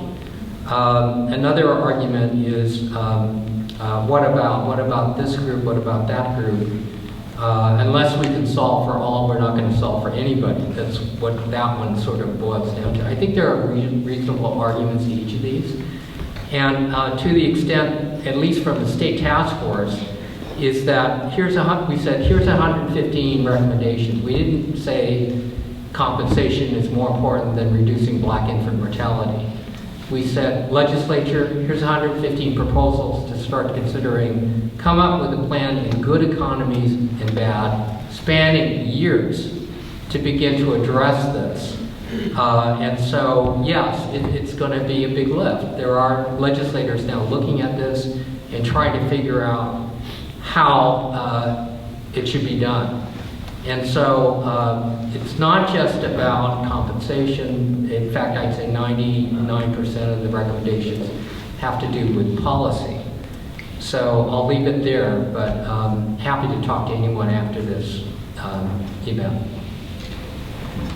Could I just say one quick thing? So when Japanese Americans started looking at HR 40 and trying to understand reparations, we learned something that there's something called the Global Reparations Movement, and that is mainly formerly colonized nations that were enslaved, like Haiti and other countries around the world. And the UN has put together 5 elements of what reparations is, and one of them is an apology, one of them is restitution, which could include fixing a problem, like if somebody was denied their citizenship or something, to give them that back. One is compensation if restitution is not possible. One is healing. One is satisfaction, and I forgot the other one, which is non-repetition. Guarantees of non-repetition. Yeah, guarantee of non-repetition. So I think that when people think about what could real, meaningful reparations mean, think about those elements. Thank you, Susan. Thank you for putting that context as well, because the topic of cash does come up. And in fact, even when I remember talking amongst the family when we're talking about the Japanese American reparation, the money that came down, people were insulted on our behalf, saying $20,000 doesn't fix anything. I think a lot of it's about the systemic change. In fact, most of it was about that change and about what the government said on behalf of what was done and how things should be this way moving forward. So we get that, we appreciate that. And in that vein, I think, I'm gonna ask this question because it was asked, but they talked about reparations eligibility, asking about DNA tests and things of that nature. Dawn, is that something that's also under discussion? I know that I've read several articles, it seemed pretty complicated. Friends of mine who potentially could submit for that were confused. So with respect to compensation, the task force did adopt a proposal that it would be lineage-based. And the issue is, that, put it this way, there are about 10% of the African-American communities coming from areas, some of which had long historical records of its own slavery, Jamaica, South America, and those places, Haiti. But there are folks coming in from all over the world where there wasn't this tradition or history of slavery. And the sense of it was basically for those descendants of American slavery, and by the end of the Civil War, there were about 4 million people in America who have, after the Civil War, been deprived of opportunities, land, property, and so on, they need to be repaired. Compensation needs to be done, and people tracing their lineage to that group of people should be recognized. And that was a feature of the task force's, recommendations. And so tracing lineage, genealogy is certainly part of it. The other part is if you can trace your lineage at least prior to 1900, the assumption is because there was so little immigration that you'd either be a descendant of an enslaved person in America or an American freedman. And so at least that's how the task force has dealt with that. On the other hand, on policy questions, there are issues, as I said, where black infant mortality in San Francisco is 5 times that of any other ethnic group, are not going to be solved by lineage. That's a systemic problem in connection with inadequate medical care, including the lack of black medical care providers within the black community that are creating these outcomes that are not necessarily solvable by tracing one's lineage. So the task force took a dual approach. One is to have a lineage-based feature that would most applicable to compensation, and the other has to do with policy and anti-black animus that I think I talked about in my discussion. So, short answer, at least, as to what the task force did. Thank you, Don. Comments/questions. We'll intermingle them, sort of blend them together. The tone is that we are very fortunate to have the attention of and the presence of some elected officials here today. But the question is, what should we do to be urging perhaps more support at that level for reparations? A comment did come in also, noting that perhaps MLK used a very Asian type of a strategy, the model minority strategy of sort of a Gandhic passive resistance in there, and any topics about strategies, again, that we can use. Talking to those who are elected or otherwise. Any comments? I know Wes has got comments, but I know you're trying to meter those as well. I appreciate the maturity with which you're approaching this.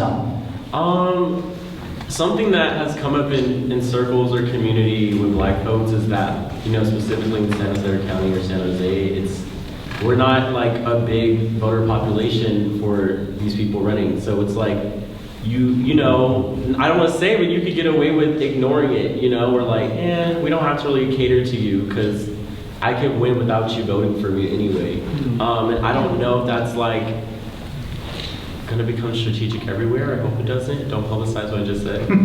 Just kidding. But I think that's kind of becoming a thing, right? Like even Mr. Tamaki just said, like, California's black population is now 6%. Like that's new to me. Like I thought we were still like 10 or 12, right? And so living in a state, I was born and raised here, right? Where like I'm seeing myself become smaller, or seeing less and less people around me who are black.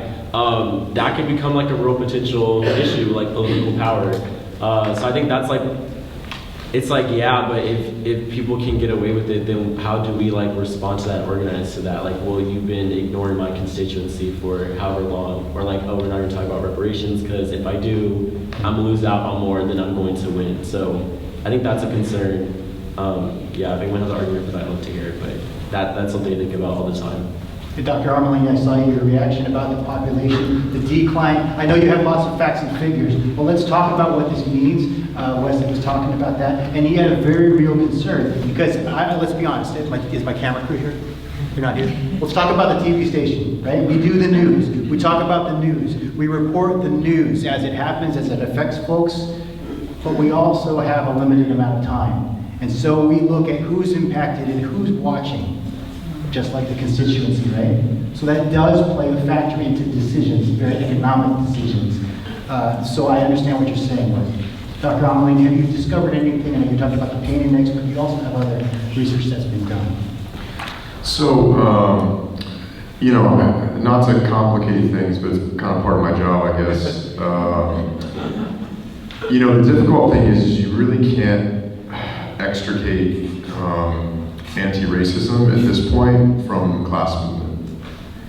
And that absolutely complicates this conversation because one has to think about how do you do reparations in such a way that isn't just stuck in what I hate to break it to us are dinosaur styles of identity politics. It ain't gonna work. I'm just gonna say that flat out. We can sit here and be wishful, we can sit here and, you know, say whatever we want, but it isn't gonna happen. And the reason that's not gonna happen on those terms is because to get that reparation, you're still confronting the exact same concentration of capital that exists that are not going to be willing to just give their money away, whether it's for your reparations plan or anything else. So these things aren't going to happen through typical politics. They aren't. And the reason they aren't, and no offense to local politicians here, they're saying the truth, is that local politics here and everywhere in the country are overwhelmingly affected by property owners, insurance, and finance. Regardless of race, regardless of identity, it doesn't matter. Those are who call the shots in every single major metro in this country, period. And any of your local electeds in a private conversation will admit that to you. So, if you do not have a movement that can confront the concentration of capital, and that is only done if you only have 6% of folks in your community are black, that can only be done in solidarity with other people.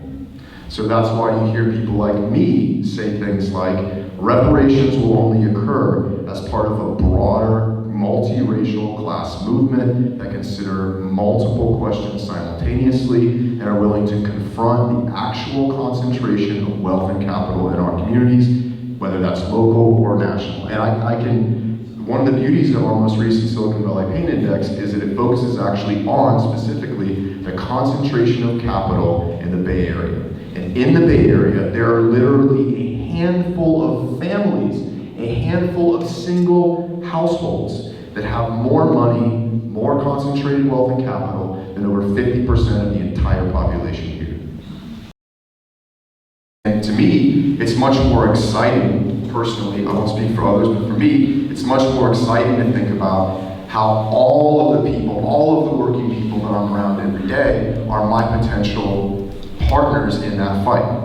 And I'm challenged every day to think about how can I build that solidarity with other people in such a way that addresses the needs of the black community and specific communities, but also in such a way that actually changes power dynamics. And I think that really needs to be more of a conversation about power and relations of power than just about price tags and dollar figures. Outstanding. Now you mentioned your students, right? Energetic, want to learn, want to change, right? We had the 40th anniversary of the Asian American Studies over at, is that right? 50th, 50th. Had another decade. Yeah. All right, yeah. Thank you, Doctor. So we're looking at 50 years there. And in that celebration, we had heard from a coalition of young folks from a bunch of different groups who are coming together to acknowledge some of the historic factors of San Jose State, to bring it to light, to acknowledge, to own up to it, to the fact that this is a part of our history and this is a change that we're going to make moving forward. But these are young college students. In this, we have another comment, and you can identify yourself, I hope you will, but I'll wait till after we get feedback and maybe some reaction. It says, as a high school social studies teacher, can you recommend legitimate websites and databases my students should use for historical social justice research? Basically, looking at the next level, right? We're not going to change what happened. The people who have the money have the money. The people who have the influence and the houses, they're not going to change. They have those. We're looking at people who are coming up, and maybe some of those people are listened to by all of these people who have what they have. I know that my kids bring things up. Sometimes I roll my eyes, and sometimes I'm speechless. So what do you have to say for these resources and other comments you might make to these people who are shaping those who are coming up? I have a few things. So there's the 1619 project, which I don't know for high school, questionable maybe, I don't know, but go ahead, just put them in there.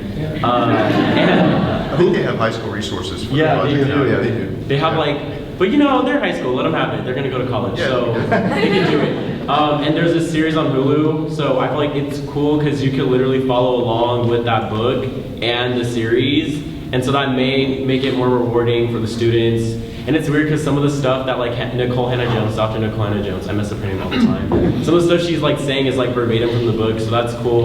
There's also Clint Smith on YouTube. I forget his series, but Clint Smith is cool, and he just does these cool little videos, and then there's like animation in them, so it just feels more realistic. I really like that, and he also is in some of the chapters of books that are written, like, and then there's also 400 Souls. I'm also talking from an African American studies historical standpoint, because that's what I study. But that's like, those are like the three things I can think of. I think that we're seeing a lot of good content being created by like these streaming services that are going in line with like a textbook or a book. So 400 Souls, 1619 Project, Stand from the Beginning, I have questions about, but it is what it is. And I think those are three good resources, honestly. So yeah.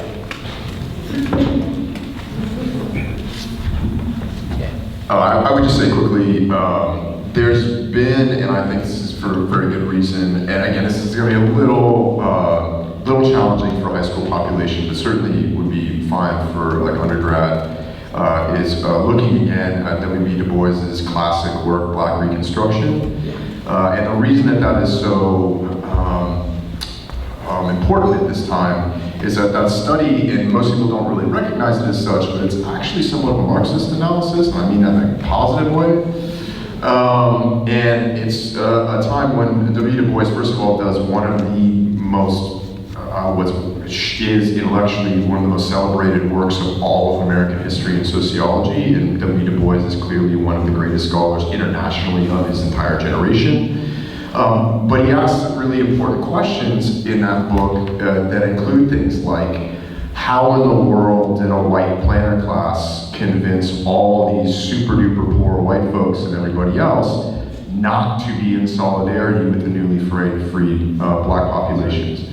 And people are beginning to realize that the same kinds of questions he was asking of the Reconstruction period are precisely the questions confronting us now as we're trying to build the necessary movements to confront militarism, climate change, reparations, concentration of wealth, and so forth.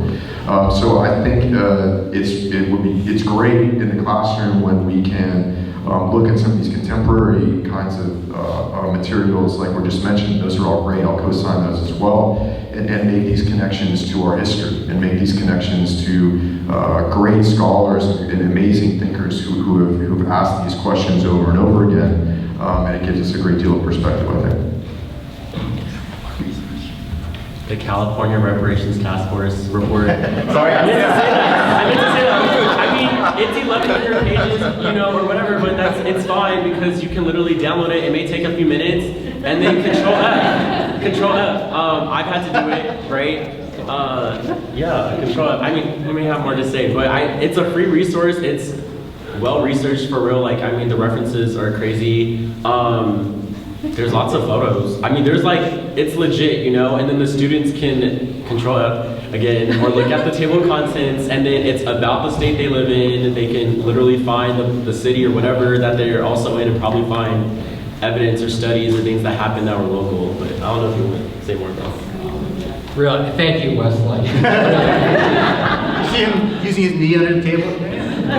So for high school students or anybody, especially it's near a 500-page report on the history, and full confession, I thought I was very well read in American history. I thought I knew something about this subject, but after working on this report, I realized my knowledge was very scant, actually. And everybody on the task force, I guarantee you, learned something from this process. That report, historical report, it's written by PhDs and others, but you don't have to have a PhD to understand it. Plain English. Graphics, photographs, other things makes it easy. It has 13 chapters. It begins with the beginning, enslavement. There is a portion that talks about why is it that indentured servitude, servants out of Europe and enslaved people at one point were moving in the same direction, and what interfered with that. And it boiled down to the ideology of whiteness.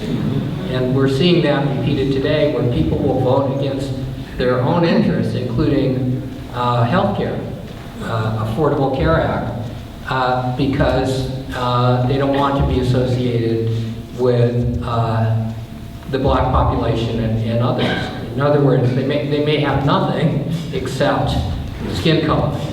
And so goes through enslavement. The next chapter is racial terror, because that's the enforcement mechanism. Jim Crow.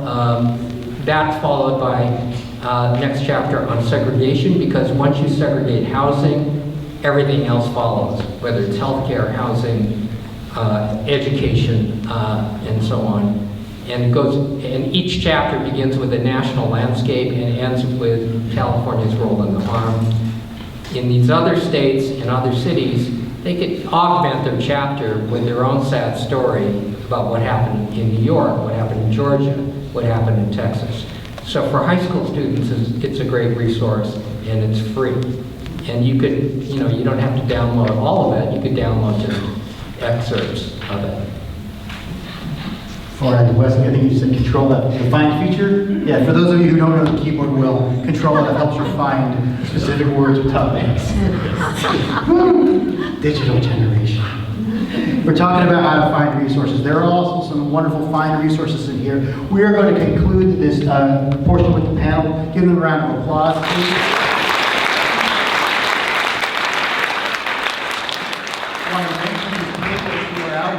Haven't noted over here. Over there, we have the blue tablecloth. CARE, C-A-R, Council on American Islamic Relations is over here. We have the Japanese American Museum, SJ, the purple tablecloth. That's not staffed right now because they have gone over there. You're going to hear from Chris. He's going to talk about a great deal, an offer for you today to head over there, but it is just across the street. We have an AACSA, the African American Community Service Agency. Wesley is a part of that, and he's here today. My colleague, Marcus Washington, was an MC, I think, over there for the MLK event. Makes me feel like a big shot. Thanks for putting him on the poster there. Nice.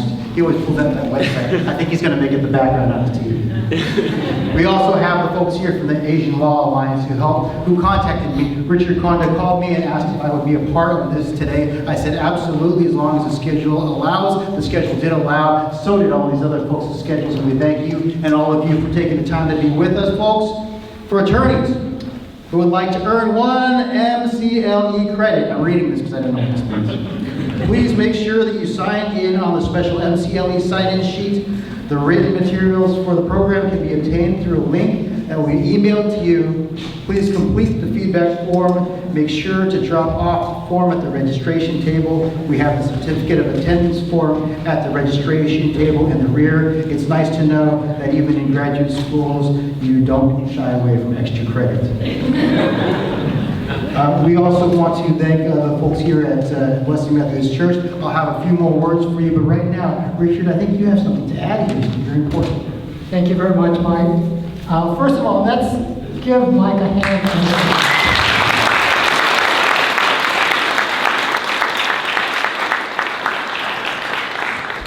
On February 19, 1942, President Franklin Roosevelt signed Executive Order 9066, which resulted in the incarceration of Japanese Americans by the U.S. government during World War II. Each year, the Nihonmachi Outreach Committee sponsors the Day of Remembrance program commemorating that event. The Day of Remembrance program features speakers, remembrances, and a candlelight procession through Japantown. The program will be on Sunday, February 18th, from 5:30 to 7 p.m. at the San Jose Buddhist Church Betsuin Annex at 632 North 5th Street, just down the block. Please join this event. The theme this year is Youth Activism, Building Community. There are flyers for the event on the Asian Law Alliance table, so please try to attend. Also, I was told that there are some lemons at the back table that you're free to take your little sabbatics. Take some of the lemons. And finally, I'll make a commercial plug here. The Asian Law Alliance will be celebrating our 47th anniversary on Thursday, March 14th at the Santa Clara Convention Center. We have flyers on the ALA information table there. And back to you, Mike. Thank you, Richard. That's so J.A. Japanese American to have. Somebody brought all the lemons from their yard. What happens at every event, you can come, you can do the event, you'll see people you grew up with, and take home some fresh produce from someone's yard. It always happens. It's good. What's horrible is when other people have lemons and they all show up, and then you have to watch, they're watching whose box you took the lemons from. Big Bob from Bull. Also, on Day of Remembrance, Richard, we're having movies, Films of Remembrance put on by Nikkei, and that will be over there as well at the annex. Life and Death Behind Barbed Wire, as well as a film called Missing Pieces. It's called Missing Pieces, and another film called Baseball Behind Barbed Wire, which you may have seen. It's actually available online, but it's a really cool documentary from some years ago talking about baseball in the camps there as well. We have also up here from the Japanese American Museum, we talked about the wonderful offer they're giving us. So, ladies and gentlemen, I want to introduce my friend Chris Hiyoki from the Japanese American Museum San Jose, or JAM SJ, who will tell us about that. Chris? Yeah. Thank you, everybody, for coming. So the museum is right across the street, 535 North 1st Street. So if you have your the receipt for the when you registered, there's free admission at the museum. So we are a nonprofit, and if you're able to donate everything, we appreciate it. And also, Doc, you had a program that would you like to promote on February the 6th? Oh, sure, yeah, I'll just plug it again. Yeah, so February 6th, 40 South Market Street at noon. And that's our NAACP Town Hall featuring the Silicon Valley Pain Index. But again, we're going to be talking about the issue of reparations and these sorts of things. Absolutely, thank you. Thank you both. Chris Hiyoki. I'll first plug into the Japanese American Museum because I talk about it all the time. And I urge people to go to it all the time. My kids had a exchange group from Japan come over, and they brought the kids from Japan. Thank you, Vanessa, for helping make that happen. And I was a little worried how they were going to receive that, but they received it as pure history, not as, you're from Japan, look what we did to the people in here who are from Japan.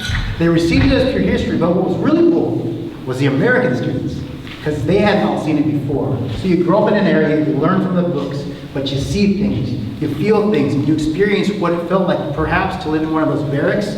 Jimmy Yamaichi has done a wonderful recreation, so please go out there. And it's not a downer.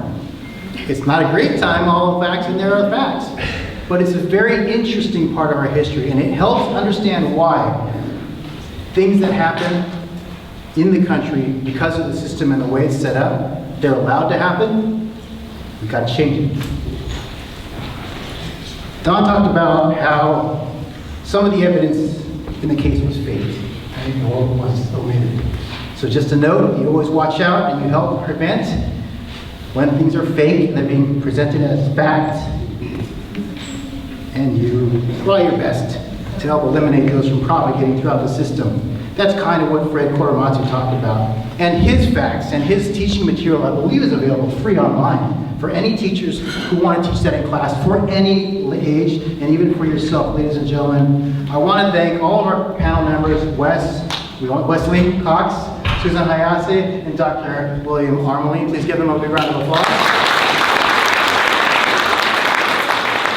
Again, we thank you for giving us, donating us the use of this wonderful hall, and for being such an anchor within this community for us in so many different ways. We talked about how it means something to say you support something, but to actually advertise it. To advertise what you support by what you do, and the signs and the flags you put outside is an amazing thing.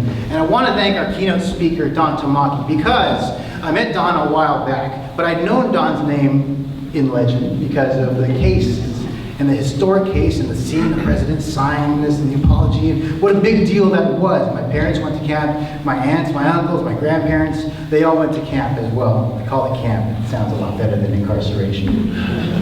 So that's where I knew about Minami Tamaki, and the name. I met Dale at one point, I met Don a few years later. I needed some help, some advice. I called Don. I asked him, can I pay you for your time? He said, we're talking as friends. So what he does because he has a passion for doing what's right. You may notice also, if you've seen me over the years, my hair's got a little grayer. Today it's actually pretty high up there, doing okay. It's standing up. And I like to think it's because my body wills it to be the case that I fight and I emulate what Mr. Don Tamaki does. So my hair leads the way. It stands up, it's a little gray, it's standing standing up though. He's standing up because that's what Don Tamaki's message continues to be. He stood up for the people and the things that are right, and I hope you'll continue to listen to him. And remember what you heard today from our panel, including Mr. Don Tamaki, and take that with you. So what did you do on Saturday? You hung out and you saw how you could change the whole system, how you could change the whole country, and how you could help right some wrongs and some things that perhaps aren't the greatest part. We can make ourselves proud of our country by being proud of these folks, and I'd be proud of you if you share that. Thank you for coming today.